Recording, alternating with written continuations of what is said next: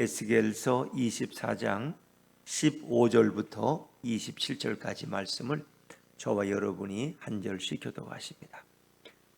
여호와의 말씀이 또 내게 임하여 이르시되 인자야 내가 내 눈에 기뻐하는 것을 한번 쳐서 빼앗으리니 너는 슬퍼하거나 울거나 눈물을 흘리거나 하지 말며 죽은 자들을 위하여 슬퍼하지 말고 조용히 탄식하며 수건으로 머리를 동이고 발에 신을 신고 입술을 가리지 말고 사람이 초상집에서 먹는 음식물을 먹지 말라 하신지라.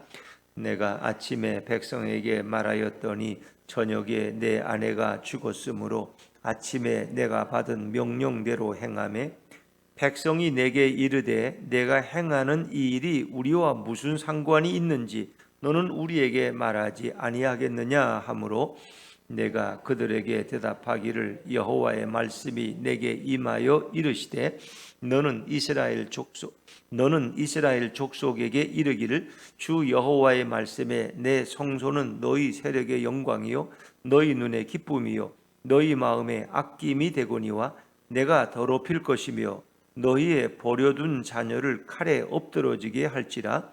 너희가 에스겔이 행한 바와 같이 행하여 입술을 가리지 아니하며 사람의 음식물을 먹지 아니하며 수건으로 머리를 동인 채 발에 신을 신은 채로 두고 슬퍼하지도 아니하며 울지도 아니하되 죄악 중에 패망하여 피차 바라보고 탄식하리라. 이같이 에스겔이 너희에게 표징이 되리니 그가 행한 대로 너희가 다 행할지라. 이 일이 이루어지면 내가 주 여호와인 줄을 너희가 알리라 하라 하셨느니라. 인자야 내가 그 힘과 그 즐거워하는 영광과 그 눈이 기뻐하는 것과 그 마음이 간절하게 생각하는 자녀를 데려가는 날 곧 그날에 도피한 자가 내게 나와서 내 귀에 그 일을 들려주지 아니하겠느냐. 같이 읽습니다. 그날에 내 입이 열려서 도피한 자에게 말하고 다시는 잠잠하지 아니하리라. 이같이 너는 그들에게 표징이 되고 그들은 내가 여호와인 줄 알리라. 아멘.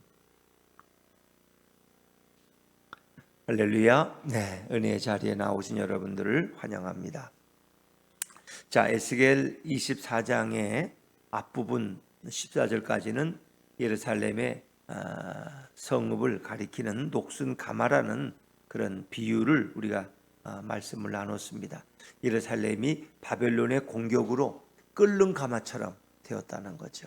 그래서 거기 있는 모든 것이 다 삶아지고 풀어지고 그리고 나중에는 물이 쫄아서 없어질 정도로 그리고 그 남은 녹들을 그렇게 지워버리길 원하지만 그 녹들이 그 뜨거운 불에도 지워지지 않는 이제 그런 말씀을 묵상을 했습니다. 그래서 그 녹은 바로 예루살렘 성읍 주민들의 피 흘린 죄를 가리키는 거예요. 근데 그들은 그 죄를 아무리 가마를 끓여도 씻어지지가 않아요. 결국은 주님의 보혈이 그 모든 죄로 상징되는 녹을 씻어버린다는, 소멸시킨다는 그런 예언의 말씀을 우리에게 주고 있습니다. 자, 오늘도 15절부터 27절까지는 에스겔 아내의 죽음의 이야기를 다루고 있는데, 자, 우리 에스겔서는 전체는 모두 48장까지 있어요. 그래서 1장부터 지금까지 오늘까지 24장까지는 예루살렘과 유다의 심판을 다루고 있어요. 근데 이 백성이 범죄하고 우상을 숭배하고 하나님을 떠나고 그래서 그들이 결국은 예루살렘이 멸망하는 거예요. 유대가 망하는 거예요. 남한국 유다가. 이제 그 얘기고, 그 다음에 이제 오늘이 끝나면 내일부터는 25장부터 32장까지는 열방에 대한 심판이에요.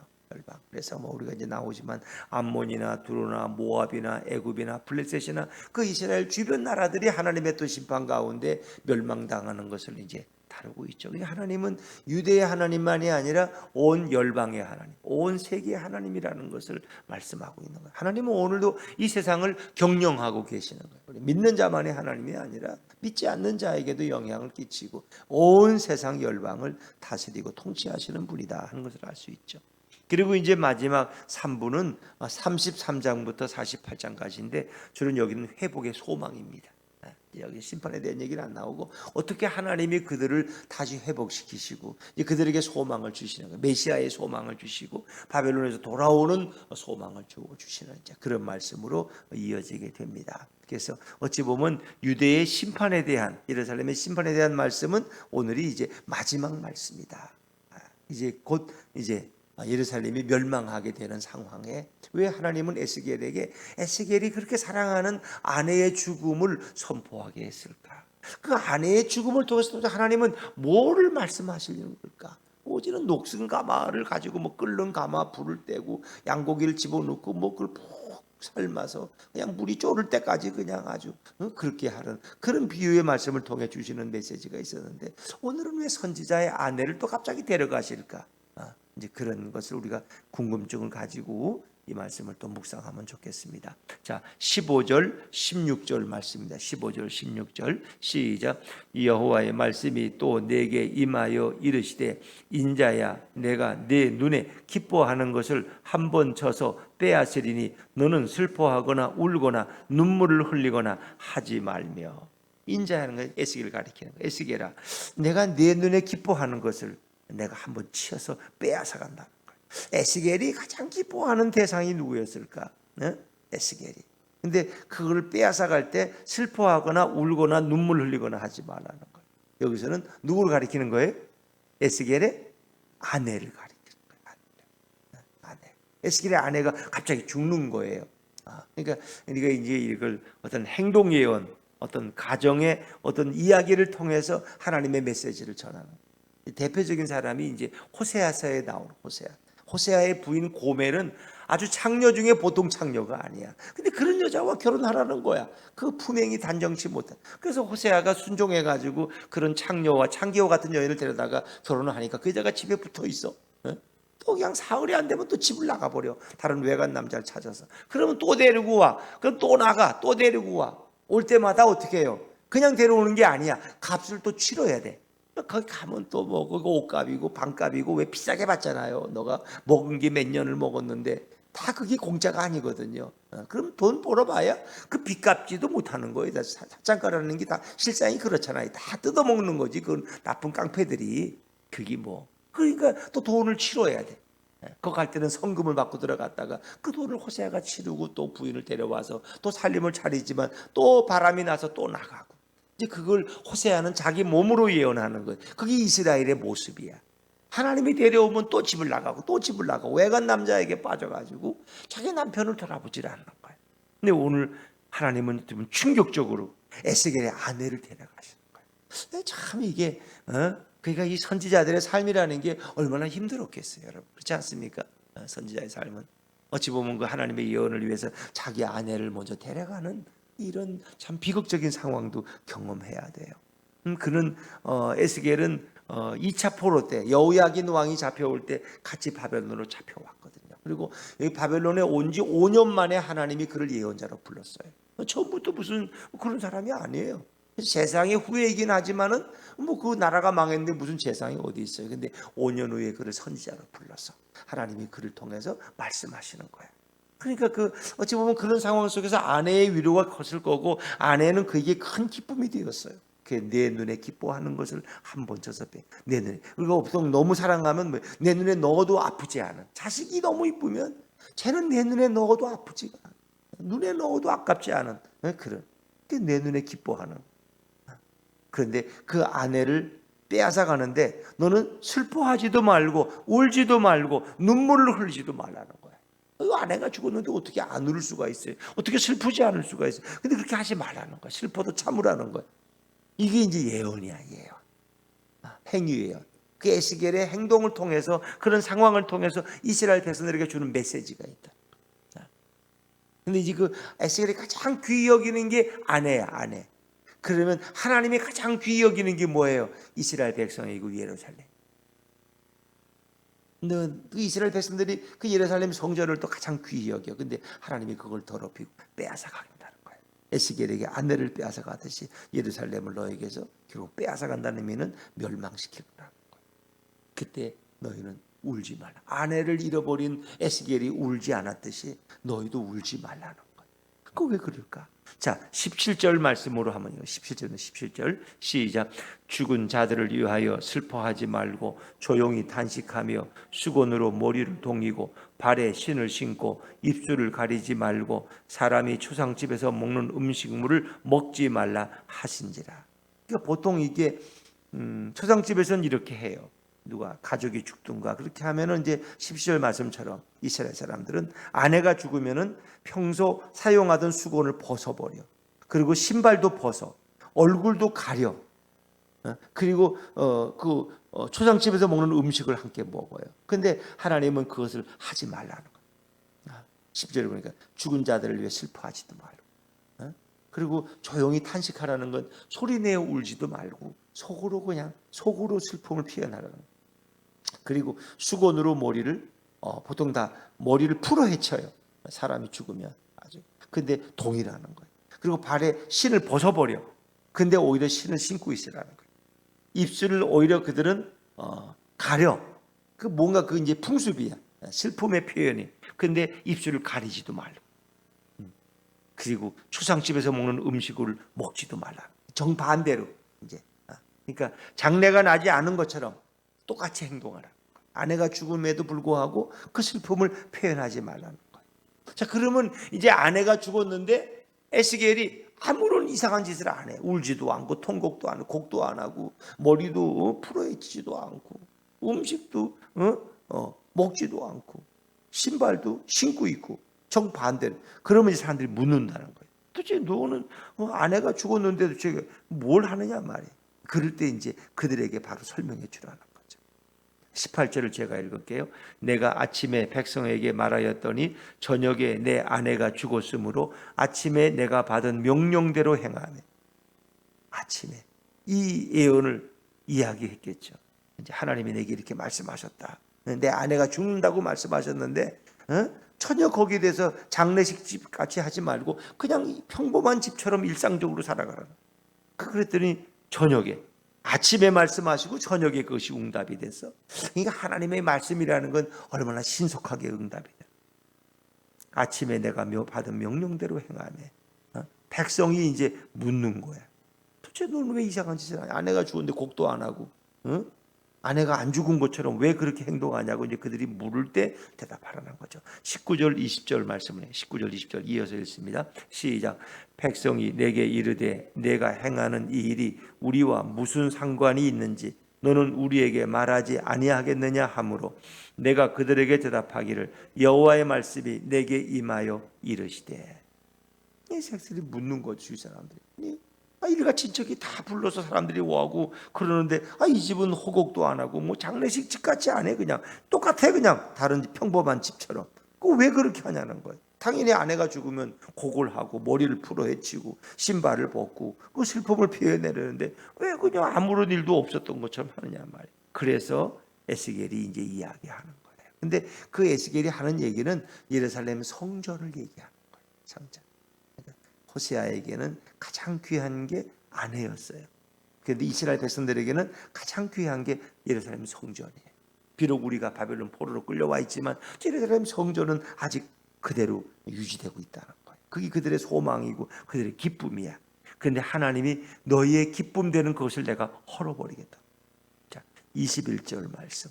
21절입니다. 21절 시작. 너는 이스라엘 족속에게 이르기를 주 여호와의 말씀에 내 성소는 너희의 세력의 영광이요 너희 눈의 기쁨이요 너희 마음의 아낌이 되거니와 내가 더럽힐 것이며 너희의 버려둔 자녀를 칼에 엎드러지게 할지라. 이제 그들은 예루살렘 성전이 이제 결국은 멸망당했다는 소식을 듣게 되는데, 그렇죠? 근데 그 예루살렘 성전은 이스라엘 백성들에게 어떤 의미가 있느냐? 너희 세력의 영광이라는 거예요. 이 모든 소망과 영광이 그 예루살렘 성전이에요. 그래서 솔로몬이 성전을 건축한 다음에 각 나라의 사람들을 보내서 그들을 불러서 그걸 함께 기뻐하고 하나님 앞에 헌당식을 행하고, 그러니까 그 소문을 듣고 열왕의 왕들이 와서 예루살렘 성전을 구경하고 찬사를 올리고 세상에 이렇게 아름다운 성전이 어디 있느냐 하면서 그들 다 부러워했다는 거예요. 그게 이스라엘 자랑의 프라이드고 자랑이고 기쁨이야. 그게 예루살렘 성전을 향해서 그들은 어디 가 있든지 그 성전을 향해 하루 3번 기도합니다. 다니엘도 심지어 바벨론의 땅에 가 있어도 예루살렘을 향해서 하루 3번 기도하더라. 창문을 열고. 그리고 절기 때가 되면 그들은 예루살렘 성전에 와서 예배를 드리는 그 기쁨은 정말 세상에 빼앗을 수 없는 기쁨이야.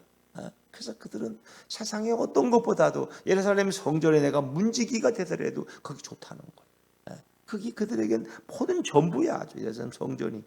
그런데 너희의 눈에 기쁨이 되고 너희 마음에 그렇게 아까워하고 너희가 소중히 여기는 그 예루살렘 성전을 누가? 내가 더럽힐 것이라. 내가 하나님이 더럽. 바벨론의 짓밟은 그 군합발 앞에 예루살렘 성전이 다 짓밟히고 허물어지고 직계를 빼앗기고 불에 타버리고 그걸 더럽힐 분이 바로 하나님이다. 또 그것만 아니에요. 너희가 포로로 왔지만 너희가 아직 예루살렘에 남겨두고 온 너희 일가 친척 자녀들이 있어. 뭐 바벨론 포로로 가고 싶다 가는 게 아니야. 거기 지명된 사람만 가는 거야. 그러니까 자식들은 아직 예루살렘 성에 남아 있어. 근데 그들도 다 죽임을 당해. 왜? 3차 침공으로 인해서 바벨론에 그 자식들이 다 엎드려서 칼에 다 죽고 전염병에 죽고 불에 살려 죽고 전쟁에 죽고 다 죽고. 그 소식을 들을 때 그건 엄청난 슬픔이잖아요. 그렇죠? 엄청난 슬픔. 그럴 때 슬퍼하지 말라. 자식이 죽었다고 눈물 흘리지도 말고 예루살렘 성전이 불타버렸다고 머리를 풀어헤치고 이상한 짓거리 하지 말라.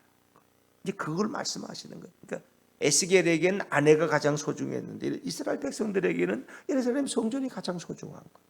근데 하나님이 그것을 불태워버리고 결국 적에게 줘버리고 더럽히신다는 거예요. 왜? 뭐 결국은 너희 죄악 때문에 온 결과죠. 자, 22절 23절 말씀. 22절 23절입니다. 시작. 너희가 에스겔이 행한 바와 같이 행하여 입술을 가리지 아니하며 사람의 음식물을 먹지 아니하며 수건으로 머리를 동인 채 발에 신을 신은 채로 두고 슬퍼하지도 아니하며 울지도 아니하되 죄악 중에 패망하여 피차 바라보고 탄식하리라. 이 너희의 죄 때문에 결국 예루살렘이 망하고 불타버리고, 그리고 성전이 파괴되고 불타버리고, 그걸 피차 바라보고 탄식하라는 거는 그냥 속으로만 슬퍼하라는 거예요. 겉으로 드러내지 말고. 근데 이제 이건 뭐 꼭 이제 상징적인 거죠. 에스겔이 뭐 울지 않고 슬퍼하지 않고 속으로만 탄식하는 그런 모습을 이제 그들에게 이렇게 하라고 하는 것은 결국 이제 예언이니까 결국 이스라엘 백성들이 예루살렘이 망했다는 소식을 듣고도 결국 울지도 못한다는 거예요. 사람이 조금만 슬픔을 당하면 울어요. 애들이 막 그냥 아파가지고. 근데 너무 엄청난 일을 당하면 울음이 안 나. 슬퍼할 그런 결이. 예를 들면 뭐 가족이 어디 갔다 오다가 사고가 났던 막 애가 하나 다쳤어. 그러면 슬퍼하고 또 가족이 하나 죽을 수도 있고. 그럼 막 슬퍼하고 울고 난리야.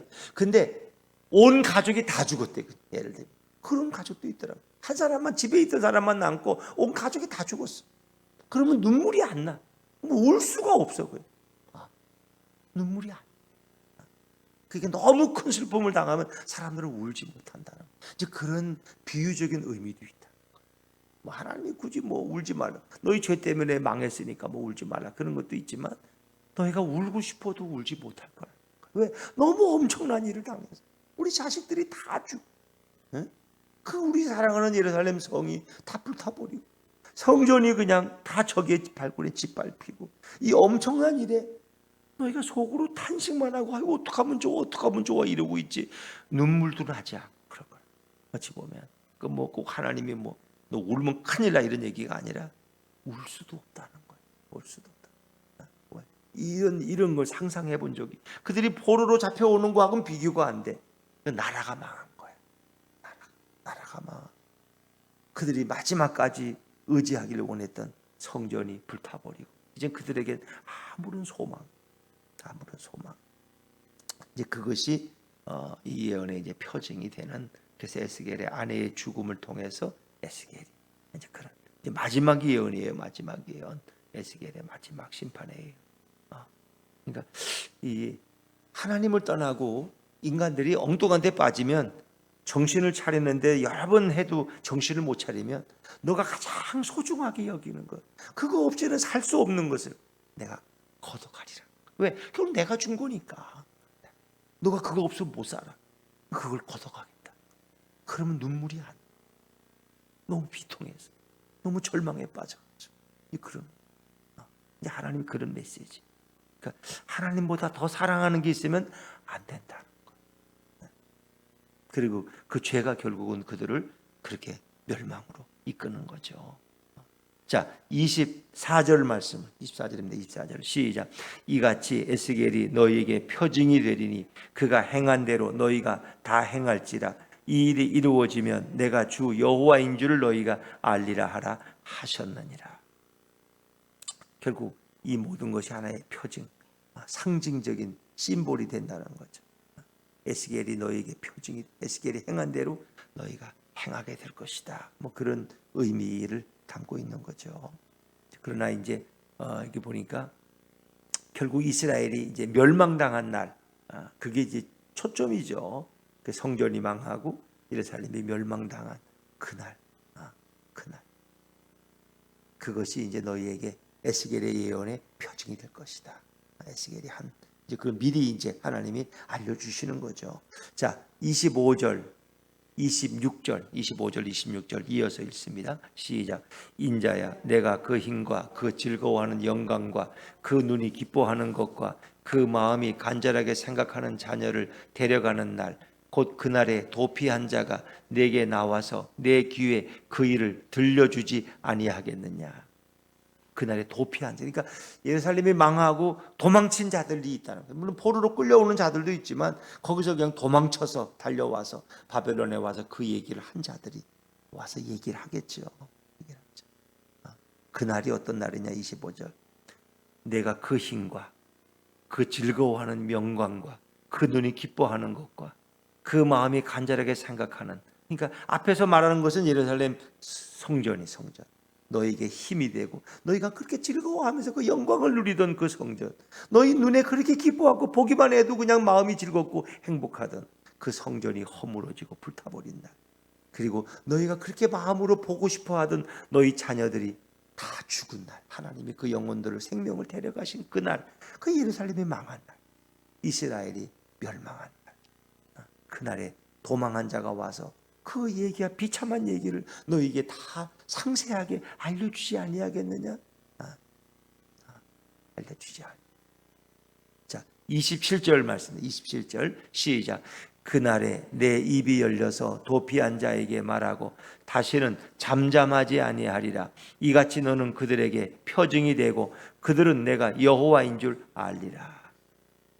이것은 에스겔에게 이제 하나님이 하시는 말씀인데, 그 이스라엘이 멸망했다는, 예루살렘이 멸망했다는 그 얘기를 들은 그날에 내 입이 열려서 도피한 자에게 말하고 다시는 잠잠하지 아니하리라. 사실은 이제 그 배후에 보면은 에스겔 이 앞에 3장 25절부터 27절까지 보면 하나님이 또 그런 말씀을 해요. 내 혀가 입천장에 붙어버릴 것이라. 그래서 에스겔에게 예언하지 말라는 거예요. 그냥 봉어리가 되라는 거예요. 봉어리가. 왜? 이 백성은 얘기해봐야 알아듣지를 못해. 알아들으려고 하지도 않고 그냥 속이의 경일기야. 그러니까 아예 말하지 말라는 거예요. 그냥. 그래서 에스겔이 그때는 어떻게 해요? 말을 안 해. 그리고 행동으로 예언을 해. 왼쪽으로 40일을 누워있고 오른쪽으로 40일을 누워있고. 이제 이런 그 몸으로 그냥 아무 말을 안 해. 봉우리가 됐어. 이제 근데 그 이스라엘이 예루살렘이 멸망당하는 소식이 들려온 날 하나님이 에스겔의 입을 열어주셔요. 내 입이 열려서 도피한 자에게 말하고 다시는 잠잠하지 아니하리라. 에스겔이 그때부터 이제 열방에 대한 예언을 하고 또 이스라엘의 회복에 대한 소망을 예언하게 되는 거죠. 근데 이제 재미있는 게 하나 있는데, 이 에스겔이 입이 봉어리가 된 그 본문이 에스겔 3장 25절부터 27절이에요. 하나님 말하지 말라는 거예요. 봉어리가 되라는 거예요. 그리고 이제 그때부터 말을 못하니까 자기 몸으로 예언하는 거예요. 아시겠어요? 뭐 눕고 먹고 음식도 끊어버리고 아내가 죽어도 슬퍼하지도 않고 말을 못해. 그러니까 그냥 울지도 않고 머리도 풀어헤치지 않고 신발도 안 벗고 이런 행동으로 그 예언을 보여주는 거예요. 너무 완악한 백성들이니까 왜 말해봐야 듣지도 않으니까 알아들으려고 하지도 않고. 근데 이제 이 재미있는 건 에스겔 24장 25절부터 27절 말씀에 하나님이 이제 그의 입을 열어주시는 거예요. 그래서 참 놀랍다. 어떻게 이렇게 본문이 똑같나? 3장에 있는 25절 27절, 24장에 있는 25절 27절. 이것도 참 놀라운 어찌 보면 이게 뭐 트릭이라고 할 수도 없고 교묘하게 이렇게 일치하는 거예요. 봉헌이가 된 구절과 또 24장에 입을 열어주시는 구절이 똑같이 겹친다는 거예요. 물론 장수는 다르지만 이제 어찌 보면 이것이 이제 그 에스겔이 기록하면서 어떻게 하나님이 빨리 깨달으라고 아마 그렇게 절수를 일치시켰는지 모르겠어요. 그래서 입이 다시 열려요. 이 모든 것이 이스라엘 백성에게 표징이 되고 그들은 내가 여호와인 줄 알 것이다. 그래서 다 망하고 망했다는 소식을 듣고 나서야 그들은 이제 그 예언의 의미를 깨닫고 그리고 하나님이 진정 우리의 여호와이셨구나 하는 것을 알게 되는 거죠. 24절 후반절에도 내가 주 여호와인 줄을 너희가 알리라. 27절 마지막에도 그들은 내가 여호와인 줄 알 것이다. 그래서 그들은 정말 하나님을 너무 몰랐어. 하나님을 알아야 돼. 너희가 힘써 여호와를 알라. 힘써 여호와를 알라. 그렇죠. 하나님을 몰랐던 백성들. 그래서 에스겔 24장은 심판에 대한 예언의 마지막 장이었는데 녹슨 가마와 같은 인간의 죄는 오직 하나님만이 해결하실 수 있는데 그것은 아무리 불로 달궈도 그 녹이 없어지지가. 결국 이 땅에 오시는 메시아 예수님의 보혈로만 씻을 수 있는 것을 우리에게 말씀해 주고요. 그리고 너희가 내게 불순종할 때 너희의 가장 소중한 것을 잃어버릴 수 있다. 너희가 그렇게 생명처럼 아끼는 예루살렘, 너희가 그렇게 모든 것을 투자하고 싶은 마음에 담고 싶은 예루살렘 성전, 그것이 너희의 자랑이었고 너희의 프라이어드였는데 그것을 내가 다 불태워버려 그 성읍을 멸망시킬 것이다. 그래서 이제는 성전을 바라보지 않습니다. 그들은. 그렇죠? 누굴 바라봐요? 하나님을 바라보는 하나님. 그러니까 그들의 성전 신앙이라는 것은 합당하지만 삐뚤어진 신앙이야. 다시 말하면 그 성전에 대한 무모한 그 미신적 사상이 내가 오늘 밤새도록 남의 거 다 빼앗고 나쁜 짓은 죽도록 하고다가 안식일 날 성전에 가서 소 한 마리 잡아들이면 하나님이 입이 해가지고 좋아하시겠지. 그렇게 생각했어. 하나님 그런 하나님이야. 성전은 그런 성전이 아니야. 오늘도 우리가 많은 그런 미신적인 신앙에 빠져 있어. 세상에서 어떻게 주일날 와서 헌금 많이 하고 봉사 좀 하면 하나님이 다 용서하시겠지. 아니라는 거야. 하나님, 너희가 세상에서도 하나님의 공의를 행하고 하나님의 자녀답게 살기를 원하시는 것이지 다른 날은 개차반 살다가 주일날만 와서 그냥 헌금하고 봉사하고 성가대에 앉아서 거룩하게 찬양하고 이러면 내 죄가 용서받나? 그런 하나님이 아니라는 거예요. 그건 다 미신적인 거예요. 너희 몸을 하나님이 기뻐하는 산 제물로 드리라. 너희의 삶이 예배의 삶이 돼야 되고 헌신의 제자의 삶이 돼야 된다는 거예요. 그리고 이 세상의 섭리자는 바로 하나님이라는 것을 의미하는 거죠. 결국 이래서 예루살렘은 그 말씀이 예언대로 멸망당하고 그리고 3차 포로까지 끌려오게 되는 것이죠. 그렇습니다. 오늘도 이 모든 성경은 우리로 하여금 예수님을 바라보게 하는 것입니다. 예수님만이 의지의 대상이고 사랑하고 예배해야 될 대상이 바로 예수 그리스도. 그분께 우리의 소망이 있다는 것을 알려주고 있습니다. 오늘도 그 좋으신 예수님을 바라보고 예수님보다 세상에 더 사랑하는 것이 있어서는 안 될 것입니다. 내 생명같이 여기시는 그 예수님 때문에 오늘도 행복하고 기쁜 하루가 되시기를 주의 이름으로 축원합니다. 기도하겠습니다.